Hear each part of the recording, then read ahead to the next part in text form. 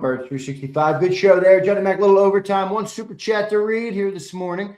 Here is Joshua Jackson. What's up, Joshua? Thanks for the super chat, man. He says this. If the Eagles lose in the championship game, but Hurts keeps winning only by making plays when you need him, but nothing flashy, do they still keep him? I would say, man, that's a good question. That is a very good question. I mean, I think if you make the championship game, I think you almost have to keep him.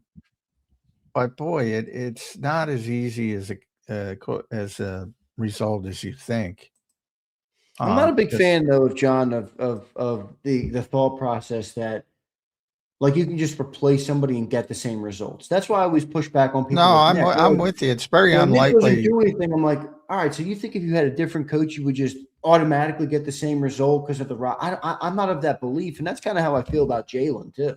No, I agree with you wholeheartedly. The next quarterback, you're going to have some issues. You have to commit to rebuilding a little bit. In theory, they're not going to bring in a veteran, so it's going to be a young guy, and there's going to be some growing pains. But you're betting on the upside long term. If they go that far, even if it's another shaky season from a statistic standpoint, I still think they have to move forward. They'll just try to move forward with a lesser contract in terms of years, probably, guarantees. They'll try to keep it to 2-3 years versus, monster 5-year commitment or something like that. That's how I think they'll try to piecemeal it. But yeah, I mean, be careful what you wish for, because I'm with you. It's not going to be easy. It's hard to find quarterbacks.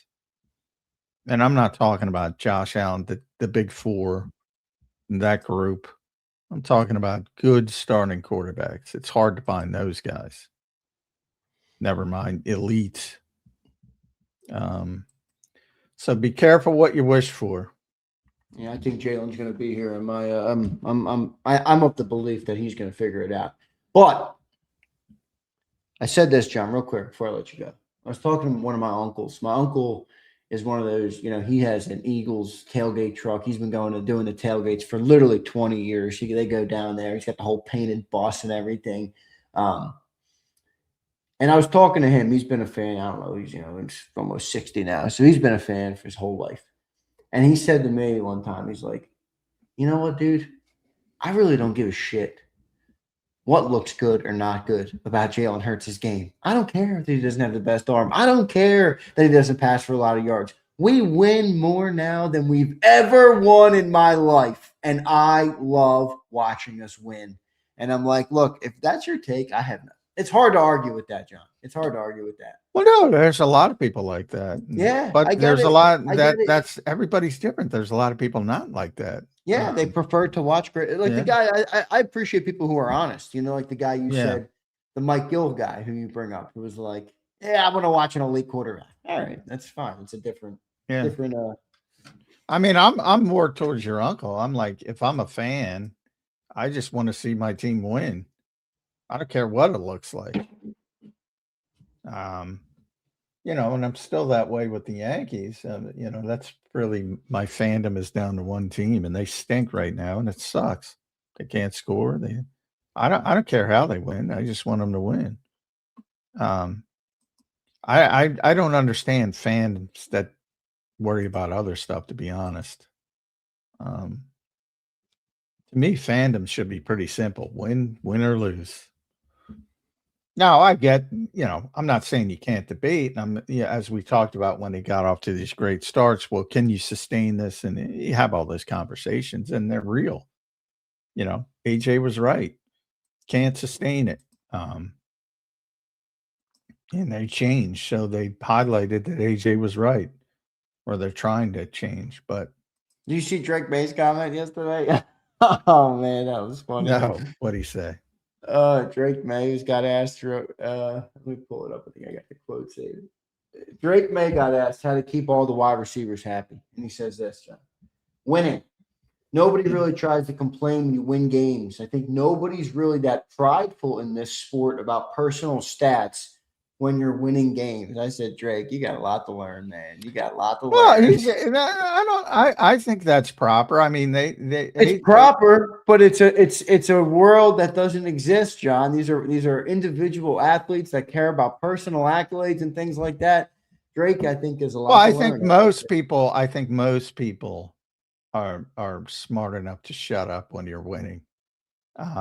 Most people, obviously, and AJ kept it under control for the most part during 2024. He was just as unhappy. Well, he is the fourth. He is in the last 4 years, John. The Eagles have the best win percentage of any team in all of football. All right, so the box is checked there. And AJ was only behind Jamar Chase, Justin Jefferson, and CeeDee Lamb for statistical output for receivers in the NFL in the last 4 years. No, I get it. It tapered off in 24 and 25. But still, like the big picture, it's like, AJ, I can almost guarantee you're not going to replicate the success that you had with Jalen Hurts. Whether you like him or not, I don't really care. You're not going to do that in the next 4 years. Superstars are generally different breeds of people. Like they're fueled by different things. Like I think fans try to put that, well, you should think like me thing on athletes. That's fair. That's fair. They're gonna, they don't think that way. They're generally very process driven people. Like, the whole Super Bowl thing. Like he's not satiated by the Super Bowl, because he's a very process driven person. So he's like, this isn't working for us because this is not the way it should be going. So it's almost a tough mental block. You see what Jordan, most notably Michael Jordan, is like. He's a miserable guy. He's almost miserable when things don't go right. It's just it's a different mindset. And I'm not saying legacy and Hall of Fame and all that stuff, certainly something to do with it as well. Everybody wants to be, recognized to be one of the best if you're at that level. But yeah, I just don't think, and I just don't think the average person can wrap their head around like the process driven thing. Because when I would first hear about, and this is going back many years, the now it disgusts me when somebody asked about, hey, Dallas in week 7 when you're in week 2. I'm like, dude, just shut up. I'm like, look at them staring down. I don't want to be that dick, but like because I was there when I first started out, like, oh yeah, you don't think about it. They really don't. They really don't. And it took me many years to say, well, that's bullshit. They're just, that's something you say. It really isn't. Yeah, right. Like people talk, are you preparing for the Super Bowl? Nick will say, what, preparing for fucking get better tomorrow. Yeah, exactly. Because by doing that day in and day out, that's how you give yourself the best chance to get there. You don't think about the big picture. And I literally, when I first started doing this, I thought that was a bunch of bullshit, and it's not. It is the exact opposite. It is the exact opposite. And that's really how they approach things. And it's not bullshit.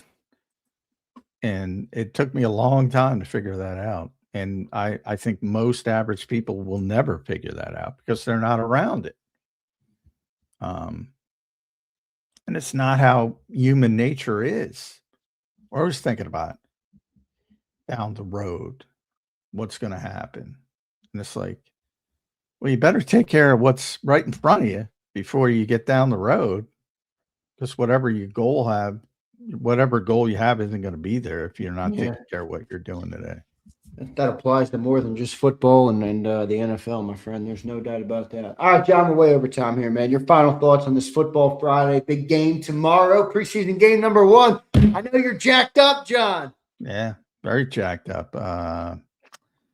It'll be fun. It'll be fun. And it is important. I don't want to downplay it. It is important for a lot of the younger players, a lot of the bubble players.